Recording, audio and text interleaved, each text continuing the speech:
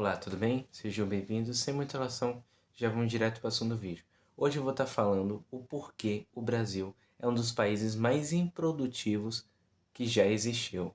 E quais as engrenagens perfeitas colocadas nos pontos exatos para se tornar um país de preguiçosos. E eu estou me colocando também nessa brincadeira, tá? Ninguém está longe disso.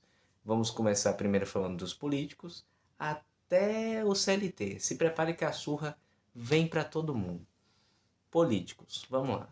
Tem, né, como você já sabe, a questão da PEC da impunidade, a blindagem política. Eles estão praticamente dizendo: estou com medo. Deve ter alguma coisa que a gente não está sabendo, né?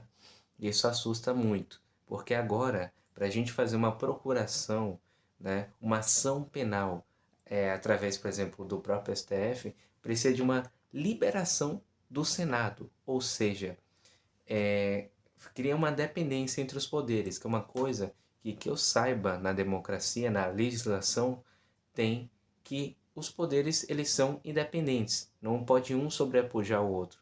O judiciário não pode afetar o legislativo. E essa PEC literalmente cria um conluio, faz com que os poderes tenham uma certa dependência um dos outros. Isso não faz o menor sentido para a democracia, mas aqui é Brasil, né? É. E não o suficiente o que acontece.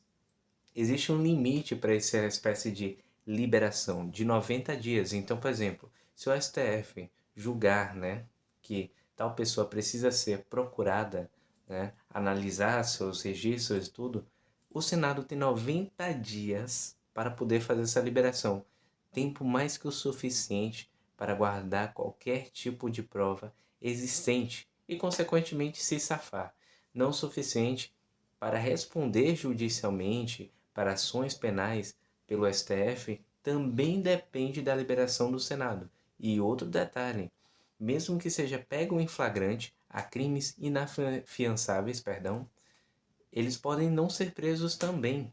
Então, cria uma proteção perfeita para continuar roubando e continuando sua corrupção. E isso eu não estou falando da esquerda, da direita, estou falando de todo o conluio, todos unidos para não serem presos. E não o suficiente, temos a questão do quê? Todos dependem, 94 milhões de pessoas dependem do Estado, através de programas sociais. E às vezes a pessoa não é nem que ela não possa, ela só não quer. Então é muito difícil hoje em dia analisar quem depende desses benefícios e quem realmente está se aproveitando. Tanto que provavelmente vamos ter mais uma rigidez, digamos assim, para procurar realmente quais pessoas que precisam desses benefícios. Então a gente incentiva a nossa população e às vezes até a população de jovens a não produzir absolutamente nada. Nada. E não porque não podem, por incapacidade, por algum problema, seja físico, seja psiquiátrico, digamos assim. É justamente só incentivar a não produzir nada. E aí pesa no bolso, né, das pessoas que trabalham. E aí tem a soma do quê? O funcionalismo público. As pessoas, por exemplo, elas entendem que o funcionalismo público é o seguro. E aí tem essa questão dos programas sociais, que vão criando uma massa, uma maçaroca de dívida pública sem limite. E quem paga são os empresários e o CLT. O empresário se lasca com um tanto de imposto que é colocado. O que é que ele faz? Ele começa a procurar artifícios para poder driblar todos esses impostos e deixar de ser uma do Estado. Literalmente é isso que acontece. E ainda a gente tem um maior desincentivo possível. Por quê?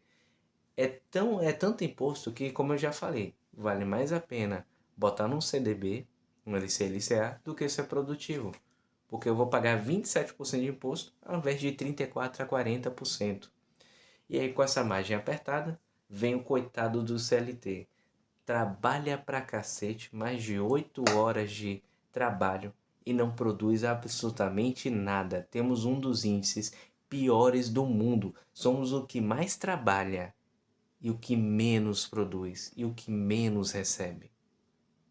Isso é muito complicado, porque a gente vai aumentando nossa dívida pública com o funcionalismo público, dívida com serviços sociais, vai pesando na mão do empresário, o empresário não tem praticamente lucro, aperta a margem dele, escraviza o cara que está trabalhando, também que está produzindo, e cria este loop infinito. E não o suficiente vem a cultura da ostentação, que é o quê? Hihi, levei vantagem. Ou nesse caso, olha só, tem uma casa, tem um carro, tem uma moto. A ostentação. Essa cultura ridícula faz com que as pessoas se endividem. E aí, com essa população endividada, os bancos ganham milhões de reais, basicamente. Eu falei de dólares, né? Mas de reais. São mais de 400% de juros praticados anualmente. E o contra-cheque, por exemplo, ultrapassa isso. É 700 a 800 de juros por ano. Por ano. Para um simples empréstimo. E o que acontece? Às vezes você está lá, compra uma casa e você fala, olha só, seu financiamento é de 130, mas o valor do imóvel avaliado da Caixa é 230. Então você está ganhando nessa diferença. Não, você não está ganhando. Você literalmente está vendo o tanto de juros que põe para você pagar. A casa não se valoriza por questão da construção, se valoriza pela quantidade de juros que foi praticado durante essa sua dívida. Então tem essa falsa sensação de valorização. Então as pessoas se endividam com carro, com casa, com um monte de coisas que não são produtivas, não geram lucro, não geram nada de crescimento para o PIB. E aí vem a questão dos juros. Os bancos ganham bastante dinheiro e a taxa Selic é obrigada a subir. Você já nunca parou para pensar, né? Você que é mais velho, já parou para pensar que o Brasil é extremamente cíclico? Como que um país desse é tão cíclico na questão de juros? Porque se tem uma coisa que a gente tem certeza é que sempre a taxa Selic, ela vai ter um momento que vai subir, vai ter uma hora que ela vai cair, tem a bolsa de valores, ela vai valorizar quando a taxa Selic baixar e vice-versa. Por que o Brasil é tão cíclico? A gente vive essa brincadeira, essa roda gigante há muitos anos e até os dias de hoje a gente não cresceu. Para você entender, a maior alta do Brasil, se eu não me engano, foi em 2004. Acho que é 2004, 2008, né? Em que a bolsa estava no ápice. E depois disso, nunca mais foi a mesma. Agora a gente está vendo alguns patamares que a gente não vê há mais de 10 anos, cara. Mais de 10 anos, você tem uma ideia disso? E aí vem a questão, economia. Como a gente atrai os, os investimentos por meio de empresas lá fora, por meio de investidores estrangeiros? É fácil, não acontece. A gente vive literalmente de trade, que é o quê? Precificação do risco Brasil. A gente imaginar, né, os empresários, os estrangeiros têm que imaginar que esse é um país emergente e que um dia vai dar certo. Mas nunca vai dar certo. Nunca vai dar certo. Porque você tem as engrenagens perfeitas para o caos. Esse é seu país. Esse é seu maldito país.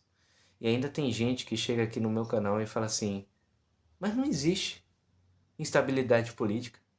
Mas não existe instabilidade financeira. Está tudo bem.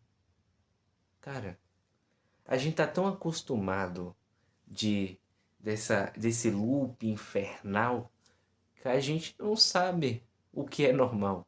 Vai em outro país, fala metade das coisas que acontecem aqui. Você vai ver que isso não existe. Esse país funciona de alguma forma, se mantém de alguma forma. Coisas que eu nunca entendi. Eu nunca entendi isso. Enfim, resultado: taxa Selic alta, IPCA alto, reajuste de inflação 24 horas, base monetária aumenta o tempo todo e o que a gente tem certeza é que este país não vai para frente. Enfim, este aqui é um resumo. Um beijo Um abraço e até mais.